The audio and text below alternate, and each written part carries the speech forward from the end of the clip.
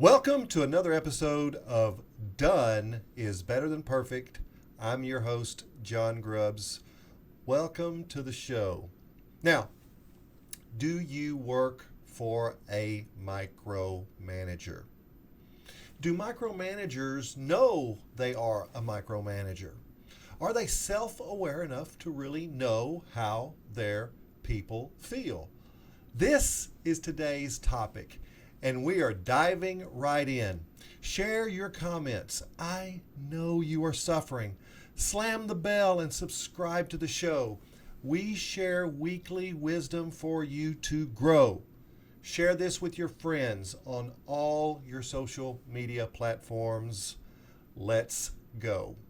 Now, do you think micromanagers know it drives most people crazy to have them as a boss?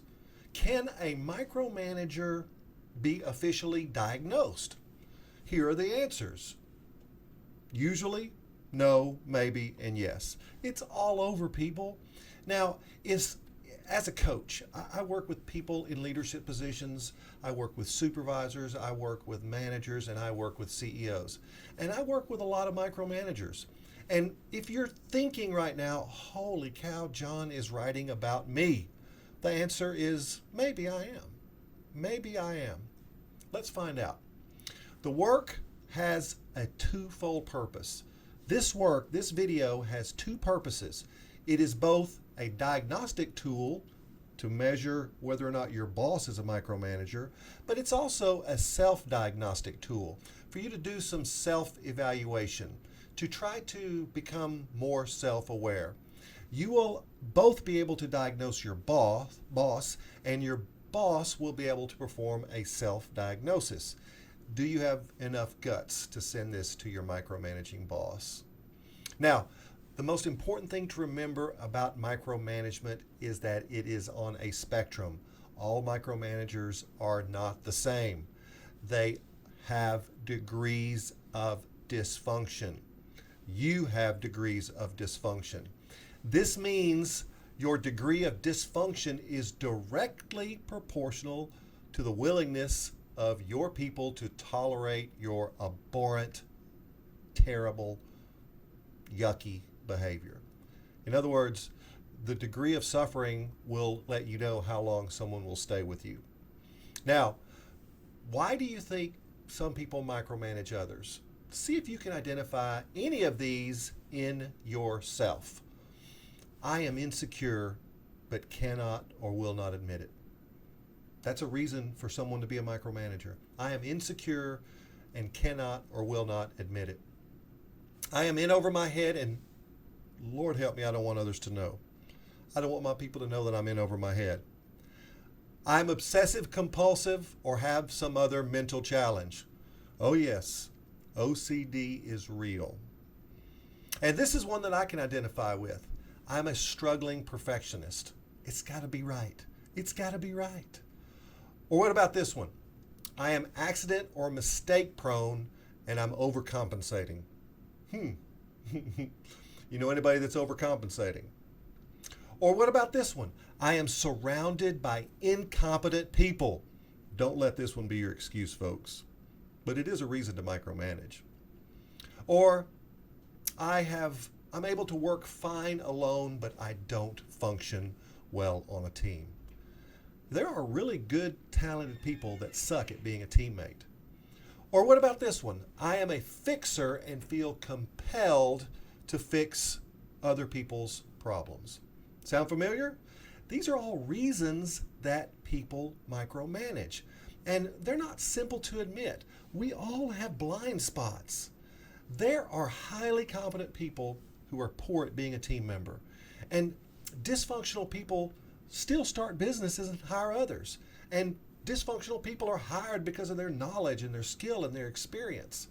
You know, dysfunctional people may not be evaluated or considered for the ability to work with others or lead a team. Some people just get promoted because of their job knowledge. And truth is, most supervisors have never been trained to delegate properly. My most popular training is around helping frontline supervisors transition to leaders. And somehow, micromanaging people get through the cracks just like roaches. Just kidding. Micromanagers are not generally evil people. Let me say that again. Micromanagers are not generally evil people. Well, some actually may be evil, but most are not evil. They can have a wonderful heart and a desire to be successful.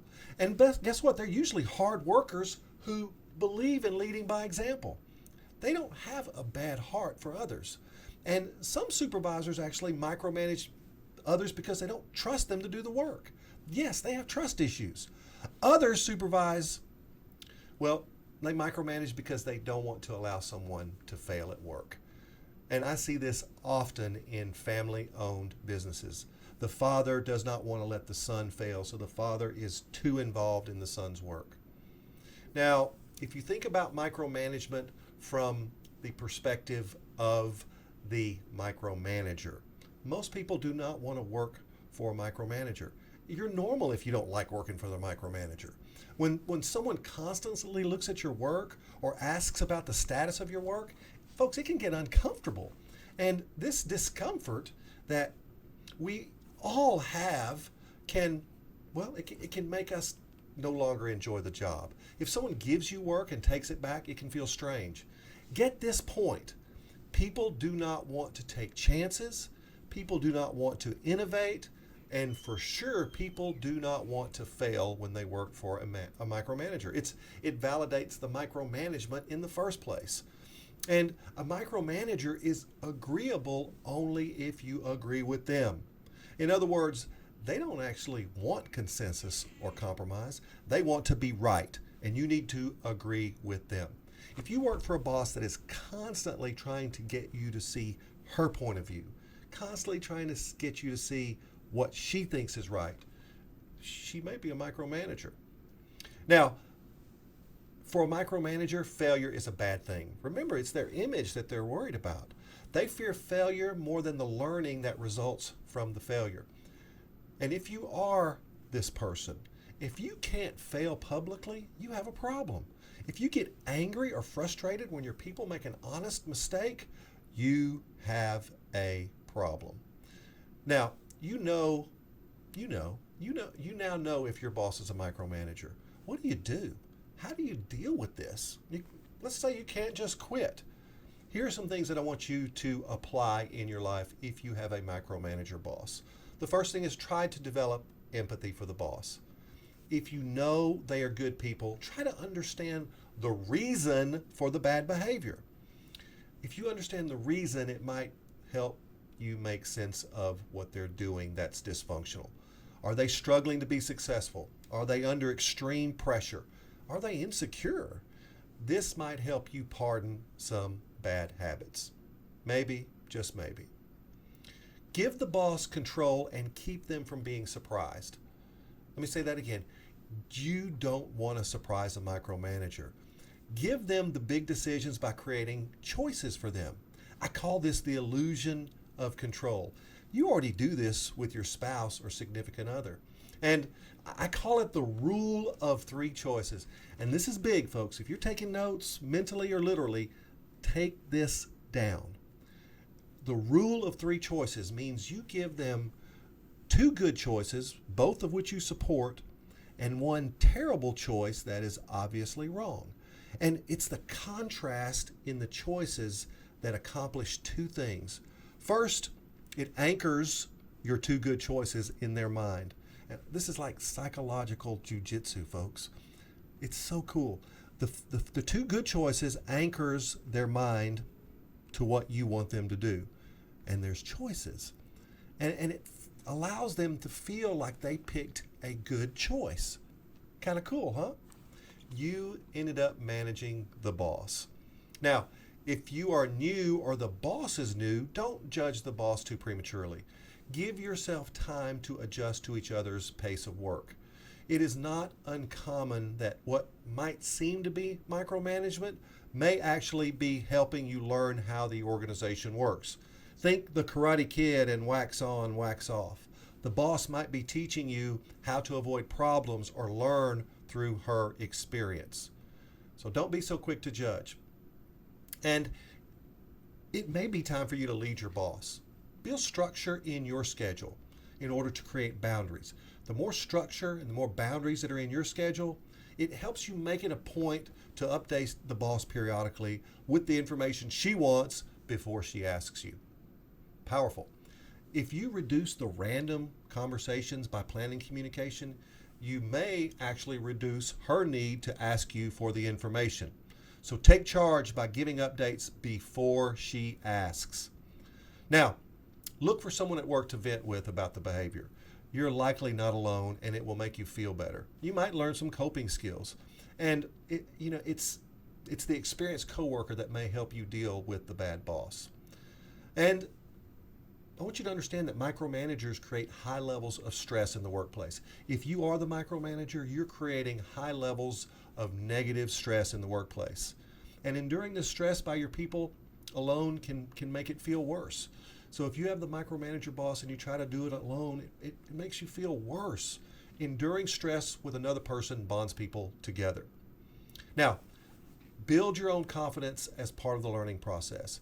Don't allow a bad boss to ruin a job you love. Ask for the boundaries. Over time, you may actually condition the boss to behave better. In other words, you are both adjusting to each other. Pace of work and communication are usually the hybrid of you and your boss's working styles. If you're good at your job, the boss will want to keep you. And you always have some degree of control in a relationship. It may not be much, but you have some control. And here's the final thing. I want you to have the difficult conversation with your boss. I call it going towards the resistance. Now, use a proven methodology to give the boss feedback. I've shared videos on how to disagree with the boss, on how to give feedback, but use some method to give the boss feedback. They will never change if you don't tell them how you feel. They will never change if you don't tell them how you feel. And I believe that if you approach your boss with respect and confidence, they will usually listen. Most people want to change if they can agree with you. Remember, change is a process, not an event. It's a dial, not a switch. You may need to remind them from time to time, hey, you're micromanaging again. Hey, stay in your lane, bro. Now, if you are the micromanager, work on your behavior. Don't allow these bad habits to become your normal. Understand that you are on a spectrum. Self-awareness is essential to grow as a leader. And get a coach. Get someone who will call you out on that bad behavior. And do this. Make a commitment to improve publicly with your team. Ask them to hold you accountable for change. They will appreciate your transparency and effort. So there, that wasn't so bad, was it? You have options. Don't keep suffering. Always remember that done is better than perfect. I'll see you next time.